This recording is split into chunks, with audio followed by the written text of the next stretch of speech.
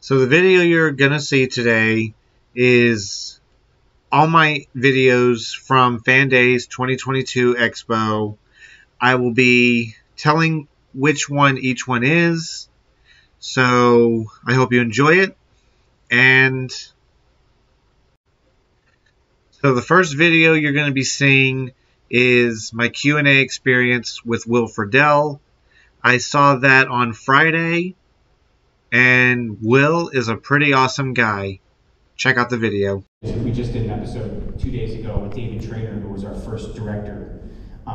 So it's all of us going back and saying, like, why are we all wearing weird collared shirts and everybody's in sleeveless hooded sweatshirts? Like, what's the point of that? Am I supposed to be warm? Am I supposed to be cold? I don't get what's happening. So that was interesting. And then I found the original. I was not the original Eric. There was another actor played the original Eric, and I found the pilot, the original one, and it was, I guess, called 11. Was the original working title of the show. It was just 11. And it was kind of like, that's not going to have a good long run, as Corey's going to get older. So exactly. But it's like, I don't think we can just call the whole show 11. So yeah, it was the untitled, then became the Untitled Ben Savage Project, and then became Boy Meets World. How many episodes are you guys? Are you just going to drop one a week like you're? We're actually doing 2 a week. Okay. We're interviewing our special guest for one episode, and then we're watching an episode with that for one episode. And the title of the podcast is going to be? Pod Meets World. Pod Meets World. It is a ton of fun. We're having a blast. We really are. And it'll be available wherever you look for your podcasts, Yeah. Apple, Spotify, Amazon, blah, blah, blah. Yeah, the 27th of this Although I'm month. sure iHeart would love you to download it off of their platform. Don't do it on But they just brought us to Wango Tango, and we were with Seacrest and the whole group, and we we got to introduce Charlie Puth, and I got to listen to a whole bunch of musicians I've never heard of before. It was fun. Boy Meets World has to be this, because it was in this weird time. I mean, well, the 90s were weird as is anyway. Awesome. The 90s were awesome. I lived through them, pal, I know. Yeah, So, thank you. yeah, look, if you think fashion was bad in any decade, you go back and look at prom photos every other time. It's just as bad. 90s has its own specific set of crimes. It's true, but 80s are pretty bad when it comes to the actual And there's so many flavors of Yeah, when it comes to the clothes, a lot of neon happening in the 80s. A lot of neon, a lot of sleeveless, a lot of pastels. Yeah. Yes, it all worked. Yeah, pastels would be really But you also had G.I. Joe and Transformers and He-Man and all the best shows ever. And this weird Japanese culture that you'd wear these shirts that have Japanese characters on them that nobody knew what they No, meant. yeah, I had no idea what it meant. Yeah, Yeah. but they were great. Weeaboos did not exist back then, kids, I'll tell you that right now. So, is there a specific memory when you're first getting your feet underneath you on Boy Meets World? It's like, okay, I'm where I need to be, this is what I need to be doing. Yes, and the funny thing is as we're watching the show, Eric at the beginning, I had no idea how to act. Like, no, I was not an actor. I was kind of like, I was doing everything but looking down at my mark to see where I was supposed to stand. I mean, it was bad. And then the episode I remember where I kind of went, oh, I get this, was the first episode I ever kissed anybody on camera. Was Feeney's niece, was the next door neighbor, and it was Carrie Russell. And we were there working late, and I just couldn't get the scene right, and then I threw this bag of stuff and made this ridiculous sound, and everybody started laughing, and I remember thinking like, oh, that's what it feels like when you hit a joke. That feels pretty good. And then I just started chasing that high every week that I could. Until then it just got worse and worse and worse, and by the end he was Eric, where it was just like, what happened to that guy? So yeah, it was that was fun. But dude, I remember that exact moment of like, wow, that was awesome. Yeah. When you first auditioned to do voiceover, was it in between seasons, or was there something where it's like, there is nothing booked right now? What was? No, it was, I was in the middle of doing Boy, so it was the first show I did, the first show I ever auditioned for was a show called Batman Beyond. Whoa, yeah! Very lucky to get that. And so Bruce Timm, who created the show, his wife was a Boy Meets World fan. And Bruce's wife knew they were casting for a young Batman and said, you should bring Will in. And I auditioned twice, Andrea brought me in, and then I did something which isn't nerve-wracking at all, which is do a live read with Kevin Conroy. So yeah, no, they were just gonna sit down next to the voice of Batman forever and hey, act natural. Yeah, and I didn't know how to do voiceover. So like you're sitting there and the microphone's here, and you know he's like, Terry, and I'm like, yeah. No, you have to look into the microphone. Oh, sorry, you're Terry. Yeah. So when Kevin Conroy decides to become your mentor, and he did, thankfully, God, he took me under his wing. He's like, all right, relax, sit back. Well, of course, in that voice, sit back, relax. And then that's what he sounds like. It's there's no affectation. No, there's not. So you sit there with him. We travel the world. We do all of, and it, you know, it's just you're in your head. You're hearing like, you know, Batman, but at the same time, it's like, I'll have 2 tacos, extra salsa, and you're like, everything he says is awesome. Yeah, so it's very funny. And getting a call from Kevin Conroy is the single great, because you Will, it's like, oh yes. Like you just always want to put it on speaker wherever you are, like it's Batman calling me.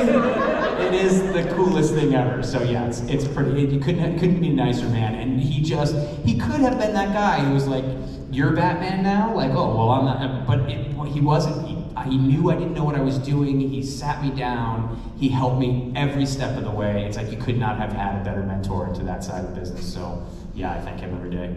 There was a show that I worked a couple of years ago where Kevin was a guest, and it was a couple of us showrunners, Kevin and his handler for that thing, and he said, can we just go grab a drive-through something? I was like, yeah, sure, fine, because it's Texas. Sure, in Dallas, there's every kind of fast food you could ever want except for Del Taco, and it makes me sad. Okay. So we go up to, I think it was probably Whataburger or something, and he says, let me order. Oh, God. He does that. So we pull up, and, you know, the passenger seat, and he's we would like 5 number 5s. Dr. Peppers for all of them. And a cinnamon roll. The person who was on the mic had no idea what it was, but everybody else is losing their minds. Who is that? Isn't the greatest? He loves doing stuff like that, and you know he always comes out and he stands up on his chair and he does the I am vengeance, I am the knight, I am Batman, and everyone goes nuts, and I'm always like, and I'm Will. Hi. But yeah, he's the best. We do have a crowd mic here, so if you guys have questions for Will, please come on over, queue on up. Love to have your questions because nobody wants to. It can be about anything. It doesn't even have to be about me. Let's just talk about random stuff. But I do want to, before we get into that, I do want to ask about your, James Morrison. Hang on. Jason Morrison. Yeah. Sorry, no, it's fine. The internet, it's horrible. Yeah. But, you and Jason bonded fairly early on Boy, correct? Well, we bonded, so Jason was on a show beforehand called Almost Home, which was another Michael Jacobs show. And I auditioned for that role, and we met there. And then I met him again, because we both auditioned for Eric on Boy Meets World. And the night that I got the job, and there was going to be a small swear here, I apologize. There's a place in Hollywood that's you know, it's Universal Studios, but they opened this place called the City Walk at the time, which is just stores and all this kind of stuff. And I was walking up the hill with my dad, all excited that I just got the part, and he was walking down with his friends, and I said, oh, hey, how's it going? And he said, yeah, nice to meet you. And he turned to his friends and went, this is the prick that just stole my job. And we've been friends ever since. Best man at his wedding, he's at my wedding, so it was like, yeah, we've been friends ever since. So that was, what, 35 years ago now. How many shows have the two of you either appeared on, either side by side, or he does a guest, you do a guest? Because Boy Meets World. It's a pretty long list. Yeah, Boy Meets World, Batman Beyond, Brave and the Bold, Thundercats, Trojan War. Wait, was somebody saying something? Somebody was saying something like they're whispering something like they know what I missed. That's fine, shout it out if you can think of what I'm missing. I'm saying Static Shock. Static Shock, there you go, yeah, okay. Any others? Justice League?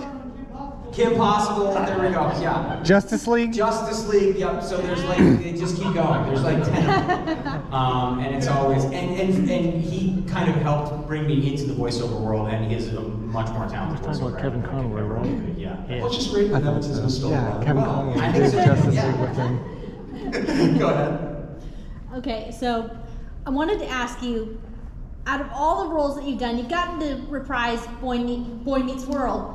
I wanted to ask you, if there was another role that you could possibly go back to and revisit for a special or a reboot or anything like that, what would you want to pick? Wow. I'd like another shot at that Kawasaki 1-minute. commercial. This time, I think I got a shot. You still don't know how to play drums. It doesn't matter. It's on my special skills. You know, that's tough because I would love to do more Kim Possibles. I'd really love to do more Batman Beyond. Yes! Yeah! He said it! Yes! He said, I think My Date with the President's Daughter. Yeah! Yes! Yes! And it's like Aliens this time, where it's it's the full-on like cool version. That would be Oh my gosh. No, I've been so lucky in the stuff that I've done that every time you get to go back, it's great. And you know, Christy and I do a show together called I Hear Voices, where it's a podcast where we interview voiceover actors from all over the place. And we just did a reunion of Kim Possible that's up now, to where Draken captures us and we end up on his evil podcast. And so it's Draken, Shigo, Kim, and Ron together again. And the creators of Boy Meets World actually wrote the scene for us. So it's up now, go check it out. And it's one of those things where all of us back together again, kind of jumping into that here and going, you know, Shigo! And then me going, oh great, Draken's back. It was like, oh man, we just slipped right back into it. So that would be cool. But anytime you can sit next to Kevin Conroy as Batman is pretty awesome. Where'd you get that shirt? He's asking about my clothes. Yeah, I don't know. Tough question. Kumail and Johnny bulked up to get into both Marvel and Star Wars. Yeah. Let's say they do a live version of Batman Beyond. Mm-hmm. You think you could give this a shot? I think I could, because what Batman Beyond was missing, in my opinion, especially for the live-action version, was a 46-year-old out-of-shape guy. And the whole first hour of the film is just trying to get into the suit. No, it's powder. Exactly. No, Terry has to be 17. I mean, that's the thing that made that version of Batman so great, is Terry has to be 17. So everybody asks me, like, who would you cast as Batman? Who would you cast? My answer is always the same. I would go find a complete unknown actor and give some unknown actor a shot at putting on the cowl for the film. Woo! And then either, you know, Michael Keaton or Clint Eastwood. Think about Clint. Everyone says Michael Keaton, who would be amazing. But Bruce is supposed to be like in his 80s or 90s when you see him. Imagine Clint Eastwood as older. Right? When you think about him, it's like, wow, because he's got that kind of like, he's mean by that point.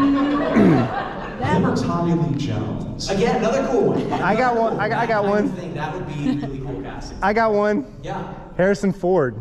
Harrison Ford would be great too. I mean, he's a little, is he like in his 70s? Yeah, he can do it. I mean, any of those guys would be great. But yes, I would love to. Can you park the Brinks truck by the other side of the house? Callista has something parked right here. Thank you. Go ahead. All right, my question is about a Batman Beyond type thing. Okay. When you were Terry, did you ever want to have like a Robin sidekick type thing? I know Max was kind of like your earpiece thing, but you never had a Robin. No, there was no Robin. It would have been cool. It's funny, there was actually rumors that that's what Matt was being kind of raised to become. Your young brother? Terry's brother Matt would eventually become his sidekick. Which I always thought was kind of cool, but no, never went anywhere. And Max did a great job. Max, what does he say in Spider-Man? I'm the man in the chair. So Yeah. Max was the person in the chair. I thought that was pretty great.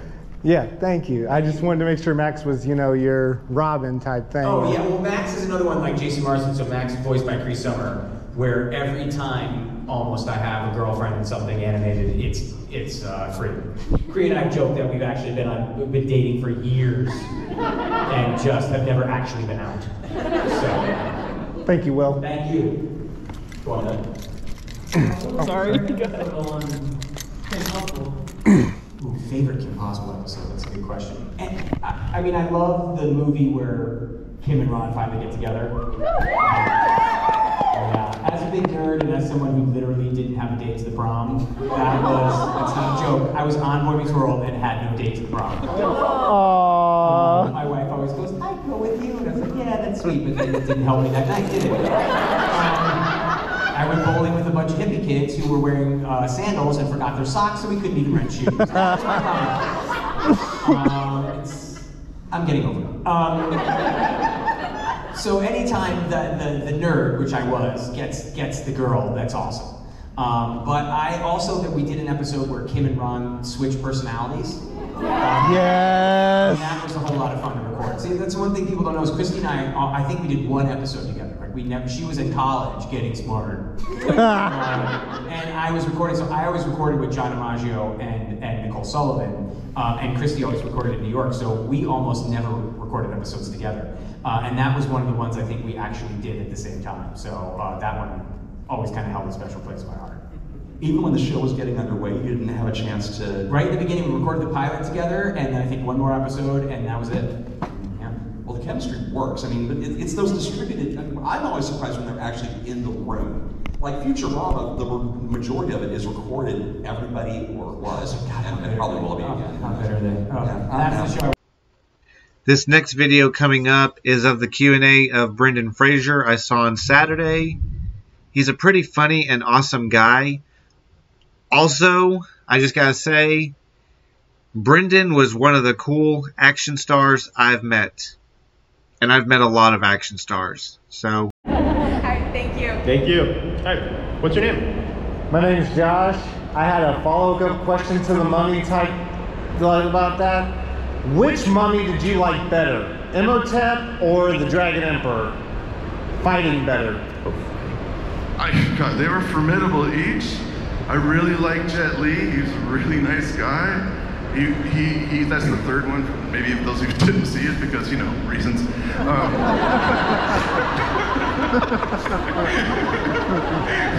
Just stay with me. When I first met Jet, I happened to be in a car. We were in Toronto, Montreal, sorry, and he was in the car ahead of us. He was just coming from the airport. And we just happened to be at the light behind him. I was coming from a fitting or something like that. And so the driver called the other one and said, hey, can you pull over just to say a quick hello? And they did. So on the sidewalk, there's Jet Li in downtown Montreal. Gets out of the car and he's like, hi, how are you? He was so nice. And then I looked at him and he looked at me and he looked at my feet. And then he looked at his feet, and he was standing on the curb, and I was in the street, and he goes, we can see each other eye to eye now. and then we beat each other up a lot. So in other words, Jet Li was the nicer mummy. Arnold is a prankster. He's been circulating this rumor that's 20 years old that I wore pasties and makeup at a junket. He's been punking me for that long. I see you, Arnold. I see you, brother. We'll take this up later when all these people are gone. You and me. We'll make a movie about it, maybe, you know, we fight. Just an idea. There's a guy in the audience with a script. And then you also had The Rock in really what was his first film role, and who would have known that cheesy CGI Scorpion King would go on to become one of the biggest movie stars in the world, but that had to be fun to get to work with him that early on. I'm gonna break your heart, because this is the part where I tell you. Movie magic. Yeah, oh, no. He and I first met on the red carpet. He returns because he was an X on a piece of tape, on a stick, on a piece of wood behind me that Arnold and I both went, we're so scared of you, You know what? Considering we've all seen that CGI, that makes sense. Yeah, it does. That makes sense. To be fair, I met the guys at the after party and they're like, hey, how are you? We did the CGI, and I went, hi. And they went, I know. We needed more time, okay? All we're saying, this was a rush job. Well, people remember it for one reason or another. All right, thank you, Brendan. Thanks. We'll go. Hi, what's your name? After Brendan Fraser, we had Katie Lotz, who plays Sarah Lance on the CW's Legends of Tomorrow. Katie/Sarah Lance, as I call her, she's pretty cool. She's very actiony. I like her. And I think I was a little worried about losing the thing that everyone loved about Sarah. But over time, somehow, I think, Sarah grew. She had to grow as a character, as a, person, and it worked. It worked. So I think I really enjoyed towards the end getting to lead into the comedy of it more. Well, plus, as an actor, it's just more fun to sink your teeth into a darker character, isn't it? It depends on the actor, I think. Some people, I don't know. You know, some people are just funny. Like, they can even do something serious, and you're like, yeah, you're cute. Like, it's still funny. And I've always been like a pretty intense, with my acting, I was usually pretty intense, and it wasn't just funny. Like, it would be like everyone else could do the same thing and it'd be funny, and I do it, it's like, whoa, that's dark. So I think it's different for everybody. I just have a natural leaning towards drama. But Legends really helped me, like, because I was always like, I'd rather make people cry than make them laugh. But after doing Legends and getting to play, I was like, actually, you know what, this is not so bad. I like this. I like making people laugh. So a rom-com in the future now. All right, hello, Miss Lance. First off, thank you for joining us. I loved you in Arrow and Legends. So my question is, between those two series, which one was more challenging to act in, Legends or Arrow? Legends, for sure.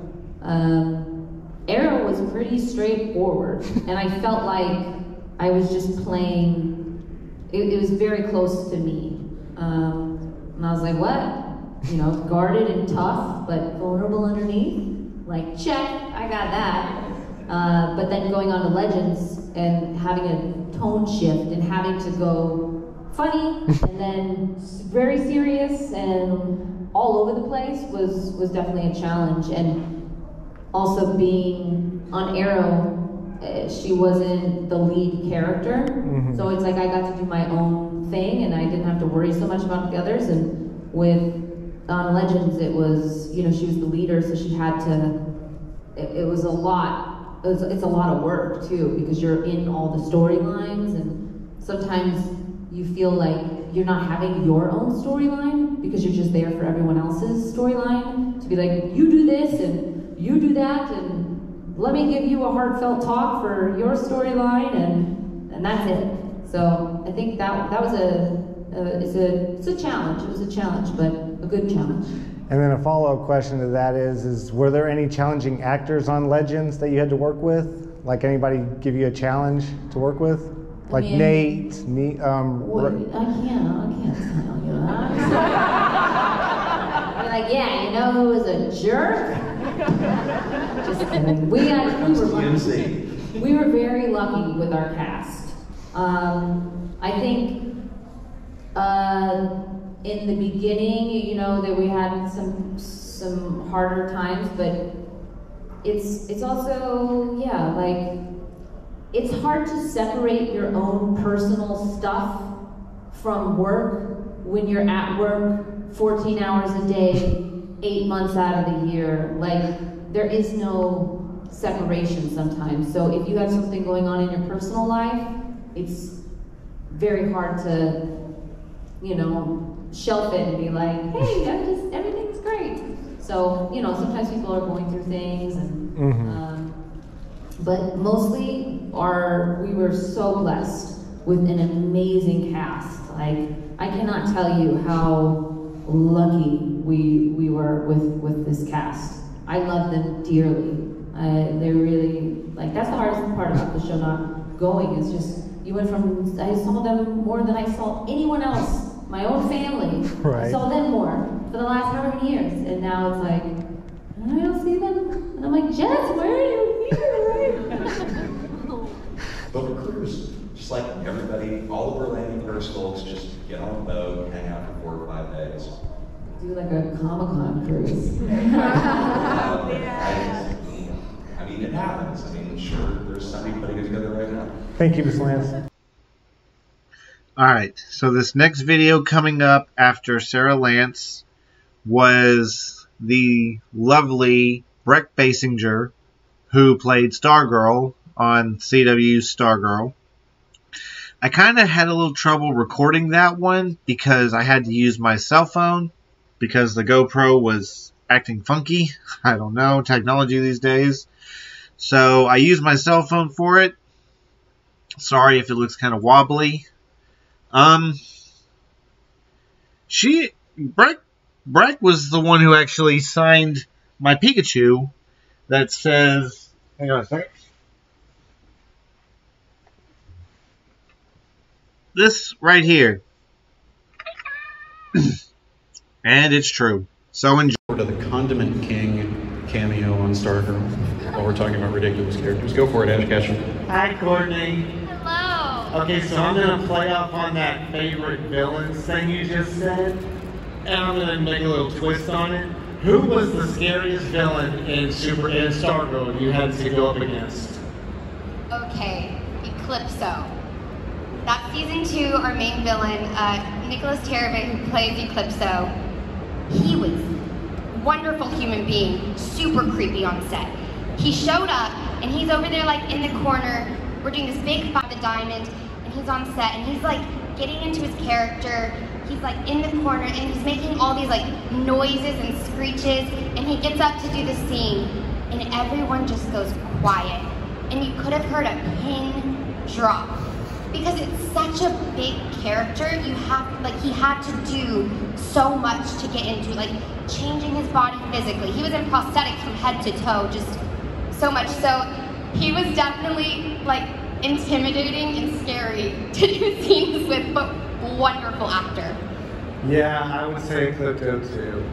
Thank you, Courtney. Thank you. But you need to stop laughing. You keep getting the giggles and we're behind schedule. And I would have but no, there was one day, we have very long days, and you know, one scene could easily take 10 hours, 12 hours to film. So if there's the scene in the middle of the day that I'm not in, I have a long break. So there was one day, me and my girl Wildcat were like, let's get into some trouble.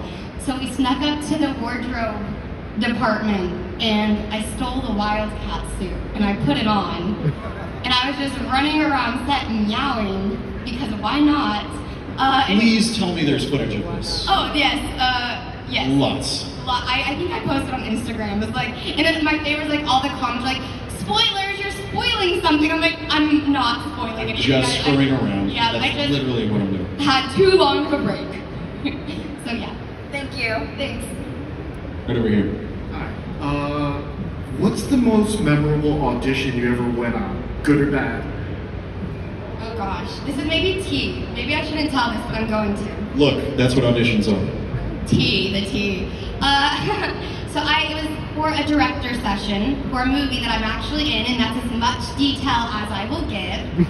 But I'm in the middle of the scene, and the director checks his phone. He like starts checking his text messages. And I'm just like, what? And I get very sassy. It's not one of my best characteristics. So I finished the scene, I'm like, okay, bye. Walked out. I called my agent, like, can you believe it? He got on his phone, like, the disrespect. I was so offended. Then I ended up booking it.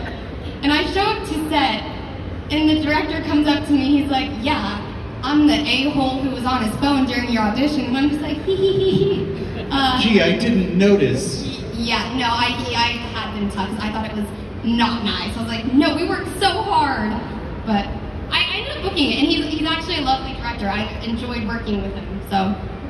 Everybody has bad days. Yeah, everybody makes mistakes. Everybody knows what I'm talking about. I'm just gonna sing some Hannah Montana.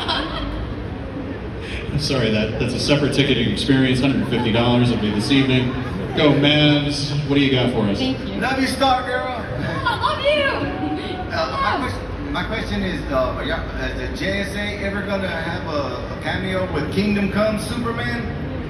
That would be awesome. I know, I've heard talks of different crossovers, so if I have anything to do with it, yes, sure.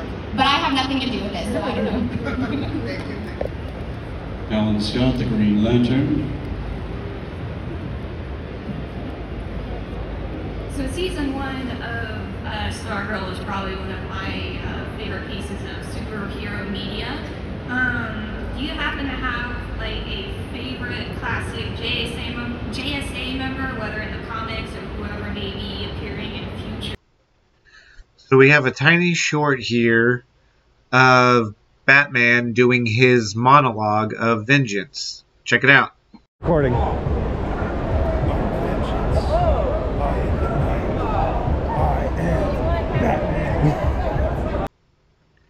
This next video is of Paige O'Hara's Q&A. Most of you will know her as Belle. Paige is a really nice person as well. She was the one that got me turned on to reading. I mean, you know, reading more than I usually do. So check it out. So thanks for coming. I kick things off with a few questions of my own. Like I said, if you just walked in, audience Q&A mic's right over here. Go ahead and start lining up. Fantastic. I feel like we have to start a little ways before Beauty and the Beast. Let's go back to the beginning. What was it that made little Paige O'Hara want to be an actress, want to be a singer, want to be a performer? What was it that you wanted to do when the performing thing bit you first? The first time was seeing Judy Garland in The Wizard of Oz, and then watching the great Mary Martin on TV as Peter Pan. And then my first movie was Julie Andrews and Mary Poppins. Oh, yeah. And after those three, I told my grandmother I was 5 years old. I said, I'm going to do that. That's going to be me. And she said, okay. And I started acting class at Fort Lauderdale Children's Theater, and I ended up going to a performing arts high school, which my mom was one of the directors of. And I didn't really realize I could sing until later. I was doing straight plays, and I played Cinderella when I was 9.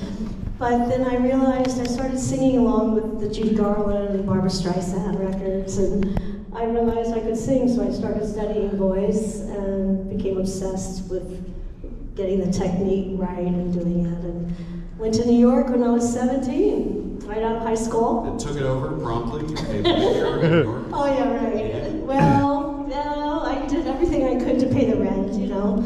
I cleaned apartments, I handed out pamphlets on the street, and then I got smart, and I hired a bunch of actors to clean the apartments, and I managed them. That entrepreneurial spirit. That Yes, yes.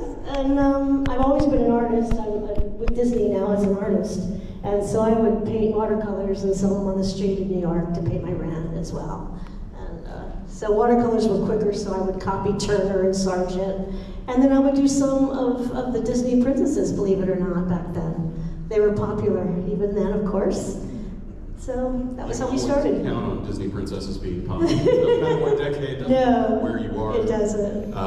One of the really beautiful things I love about the story of Paige is that, as you mentioned your painting and how important that was to you early on in your life, that is something that you've returned to and that you were very passionate about. And I was delighted when I found out that the premium priced Steelbook Collector's Edition version of The Little Mermaid 4K Blu-ray had art on it painted by Paige O'Hara. Yeah. Among many other Disney fine art pieces. Well, and the originals, of course, that I painted on that had to be given to Jody. So Jody Benson has them in her home. So that's cool. And I don't know, you probably know this. Jody and I have been friends since 1980. And I was doing a Broadway revival of Oklahoma with her soon-to-be husband, Ray, and he kept talking. So, those of you who know Oklahoma, who were you? I was Ada Annie. Okay. Yeah. I was That girl who can't say no. That girl who can't say no, and I did the Broadway tour, and Ray was in the chorus and the understudy for Will Parker. This is Jody's husband, and triple threat. I mean, he was so talented, and he kept talking about Jody. Now, he was one of the only straight guys in the chorus. So all the ballerinas were going after him. He's like, no, I met Jody, it's Jody. And so I finally met Jody Benson. And that's how far back Belle and Ariel go together. So, yeah, she has a new book out. I'm going to promote it for her.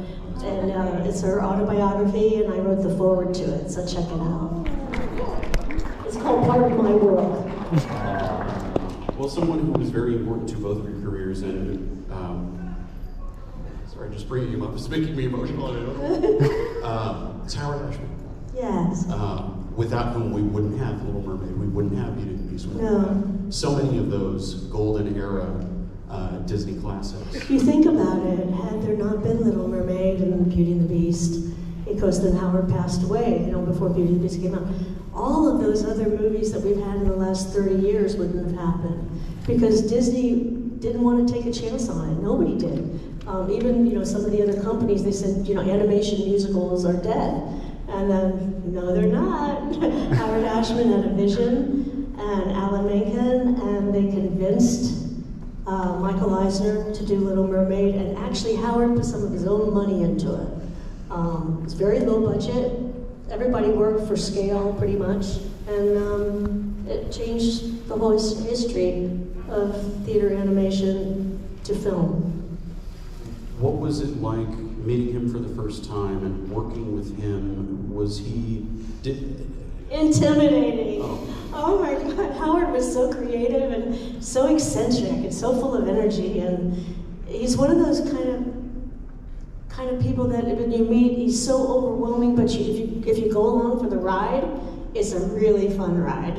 And that's what he was. He had the vision of this movie and what it should be. And I found out later, after I was cast, that he saw me at Carnegie Hall when I did the Jerome Kern revivals of Oh Boy and Oh Lady Lady. And he was a huge Jerome Kern fan, which I had no idea, as I am. And I played those early Princess Theater roles. And in those days at Carnegie Hall, we did the musicals without microphones and full orchestra. And he said, Paige, that was it. When I saw you on that, I loved you, and I'm so glad that you're perfect for my Belle. And it turned out to be a really good thing. If you haven't seen it yet, there's a really wonderful documentary about him called Howard on Disney Plus now. Yeah. That is really... It's really good. I mean, we've seen DVD extras for years and so on with little bits of him, and this really goes to an extent of really painting a picture of who he was as a person. It really does, and the great Don Hahn produced it and wrote it, so I think you'd love it. Now, many of us here, I think all of us here, I think I can safely say that, enormous fans of Beauty and the Beast. What are you a fan of? What do you love? What entertains you? You mentioned some of those musicals that... Somebody's coming. Should we dance? Or maybe they're having a very particular you know, I'm eclectic with my taste. You know, I'm eclectic with the films I like and the music I like, and I love all forms of music. I really do, and I'm so appreciative of it. I'm a little more of a snob when it comes to film. I was not happy when that family film beat out Beauty and the Beast for the best Oscar. Silence of the Lambs, the family film. No, I'm kidding. It was a brilliant movie. But there are a lot of things that I love. I mean, I really do. And sometimes just for my own enjoyment. Sometimes if I really just want to, I like putting on Beethoven and just lying down and listening to him. And I have some of my best visions of art when I'm listening to Beethoven. Amazing. What was your first convention experience like? Do you have vivid memories of it? It's kind of funny. You in cosplay? The first couple of them, I wasn't meant to be there because my agent handled sports stars. And so I'm there, you know, as an actress, and they're all sports stars. Of course, I was in heaven because I love sports. I was like, oh man, this is so cool. I get to hang out with these guys.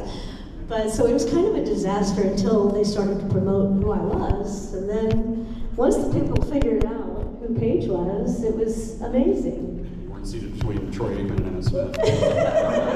Which is fine with me anyway. Hey, look, it's smart if you can get it. But the first one of these where, you know, it was like this setup where you were among the various fandoms, the worlds within worlds of makeup conventions. What was that experience like? What were some of the kinds of stories that you were hearing from people? What were some of the things that you saw walked up to you or walked up and worn on someone? Well, you know, I love this way. I love to do these. That's why I convinced Jodie and a bunch of the other princesses to do these conventions, because hearing your stories and what the film and the character meant to you, that means the world to me, and it kind of gives it all such a great purpose, you you know, and a full circle. So I love hearing the fact that Belle was, you know, a perfect role model for someone who felt like they were out of place, didn't fit in, were odd, bookworms, whatever it is, odd looking, whatever beauty is found within is the main theme, and it's the true theme of the movie.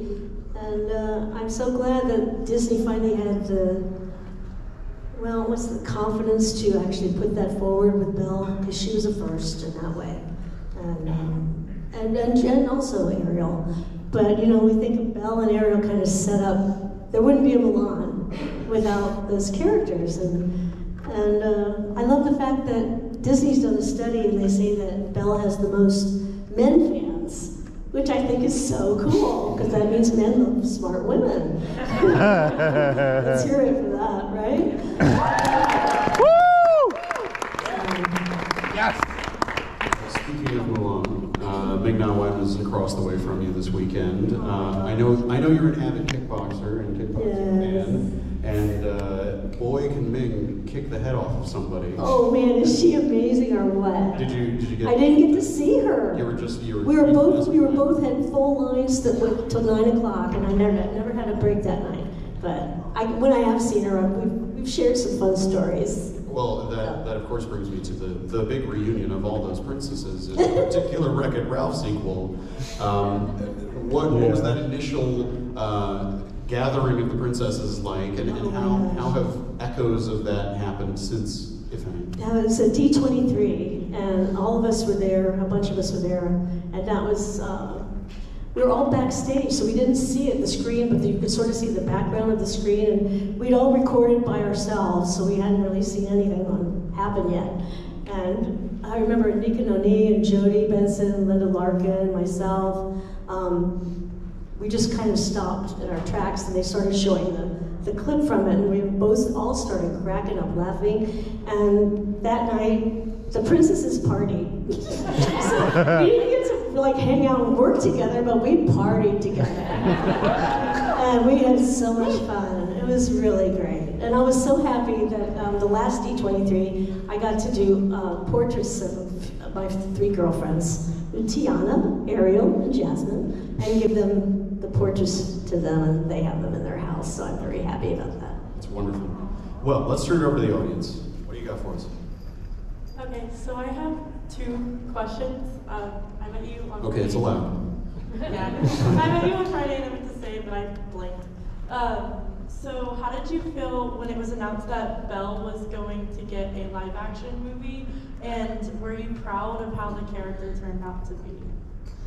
Oh, I thought it's perfect for a live-action movie, and I thought Emma was perfect casting. I know she was really afraid because she didn't know how to sing, and I sent messages back and forth with Don Juan to give her and just encourage her, because ultimately it's the acting of the role that's most important. And I thought it was extremely well done. I would not have taken it as dark as it went, and actually Don Juan agreed with me on that. The director won in that field, in terms of like the gun and leaving Maurice with the wolves and stuff like that. That bothered me. But all in all, the actors were so good. I love that they gave Dan Stevens a new song. Dan Stevens. The voice on that man. Yes. Oh, Yes. You know what? Woo! I was so impressed, and his life was made. I guess he was like a crazy fan of Robbie Benson. And Robbie said, I'm not going to the premiere, but you've got to tell Dan that his beast is absolutely brilliant. I love it. And I told Dan that night, and he just was taken aback. He said, you have no idea, that means the world to me.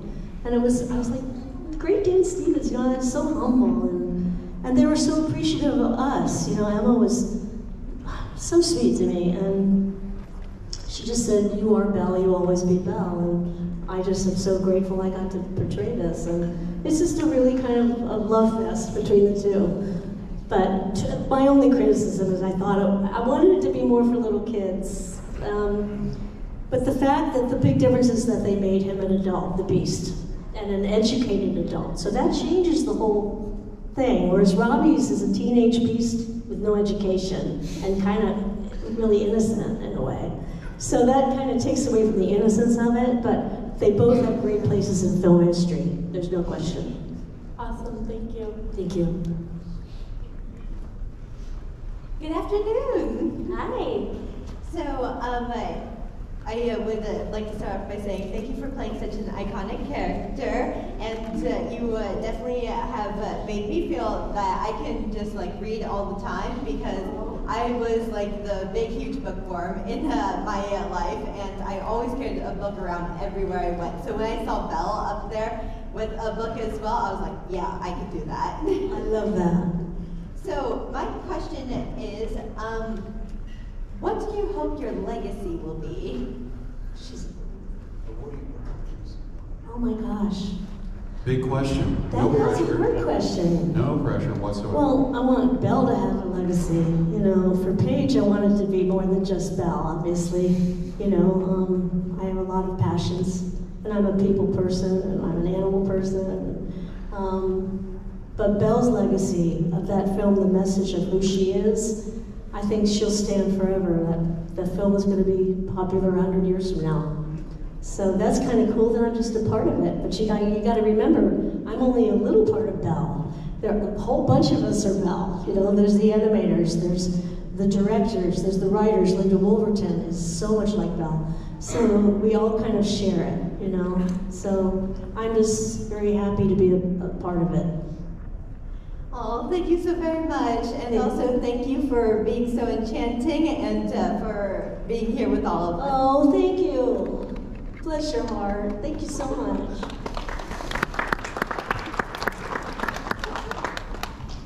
Hi, Paige. It's great to see you again. So, apart from loving the Beauty and the Beast person, I also love the Christmas one that you did. And you got to work with some new voice actors there, like Haley Joel Osment and Tim Curry. Did you get to work with Tim Curry or meet him or anything? Actually, yeah, Tim and I had the same agent for that film at that time. Yeah, and so I did get to work with him. I'm a huge Tim Curry fan. Yeah. And actually now he's with my agent that does these conventions. So you'll probably see Tim here maybe next year. Oh, so really? Yeah, it was a lot of fun working on that movie. Yeah. And it was actually kind of healing for me. They let me record most of it in Fort Lauderdale because my mom was sick. And I was there taking care of her with my stepdad, who had cancer at the time, and he couldn't take care of her. So I was literally recording down like 2 miles away in Fort Lauderdale for a lot of it.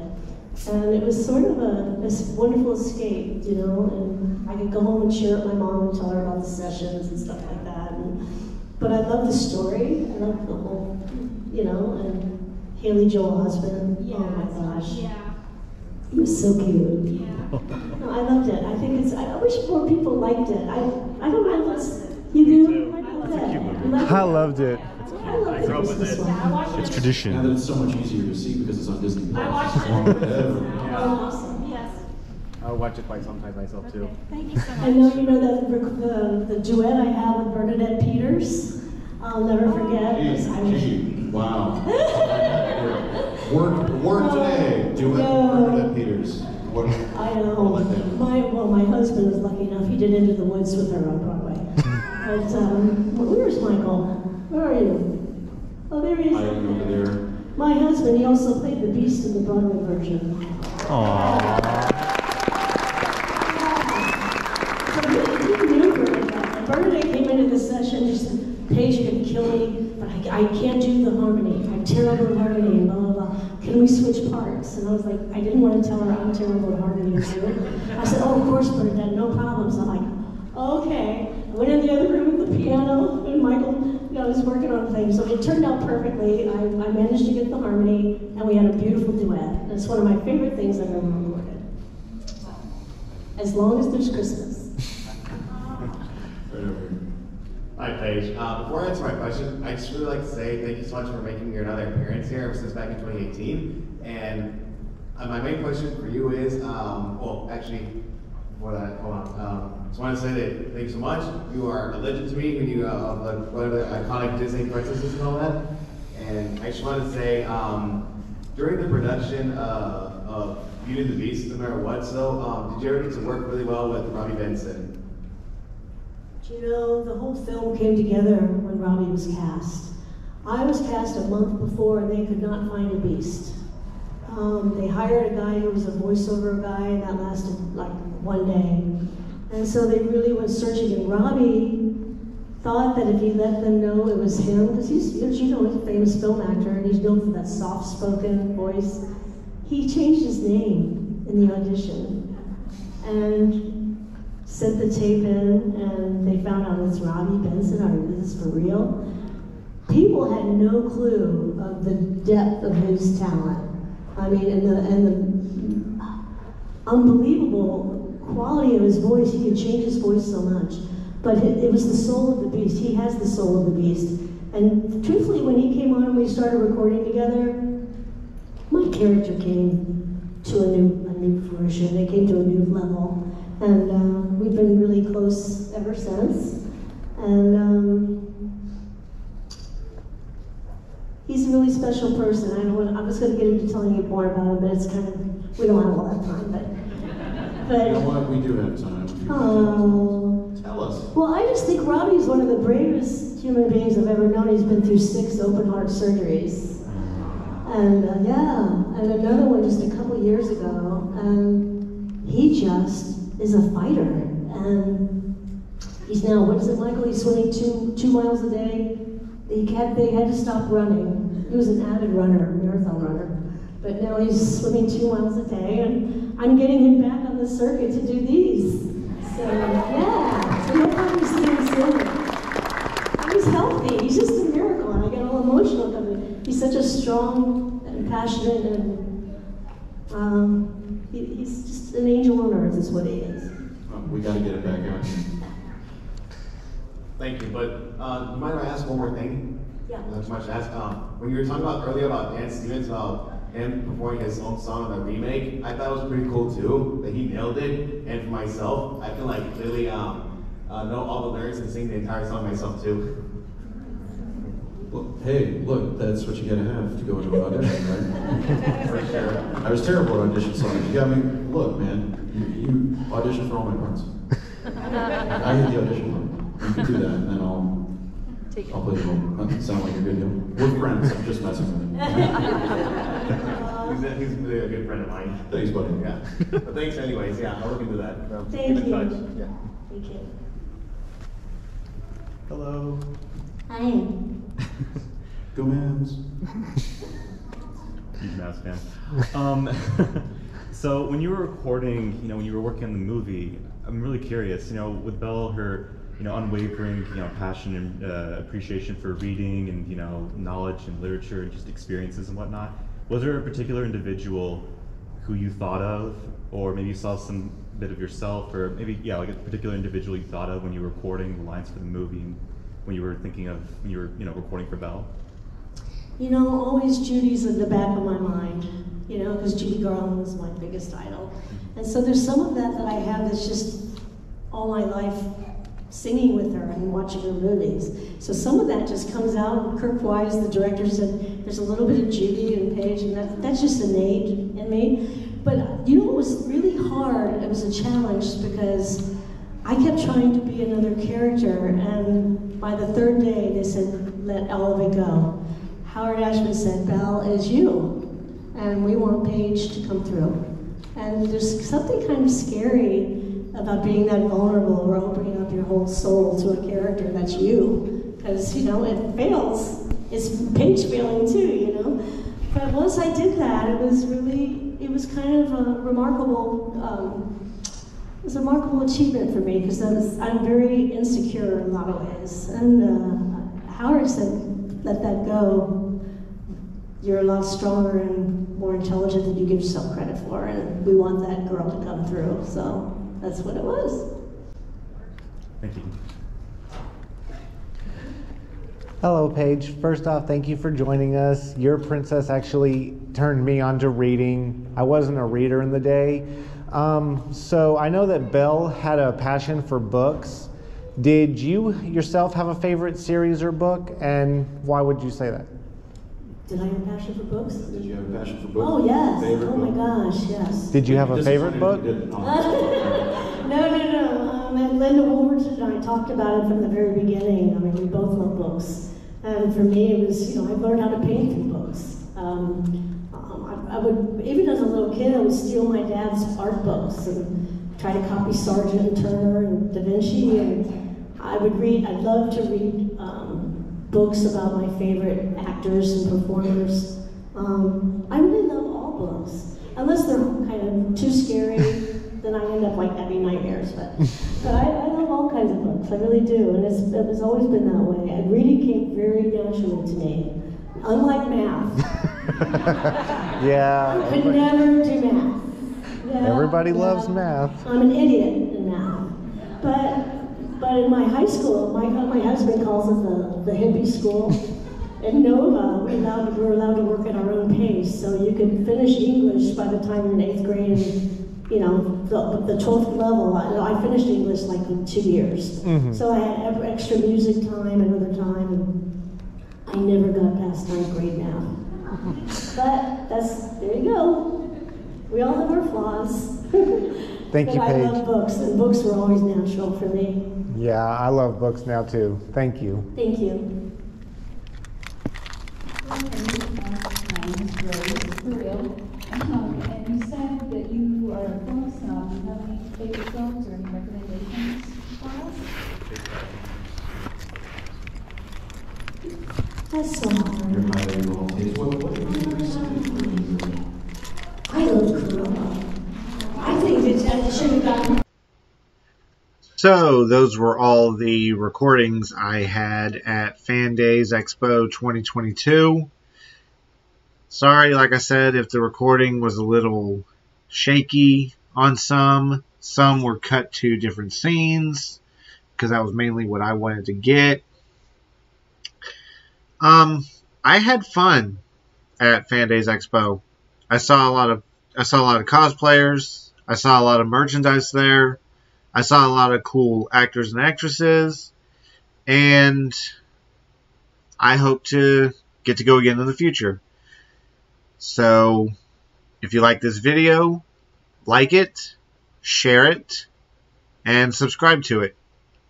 And comment who you'd like to see in a future convention. Ash Ketchum out.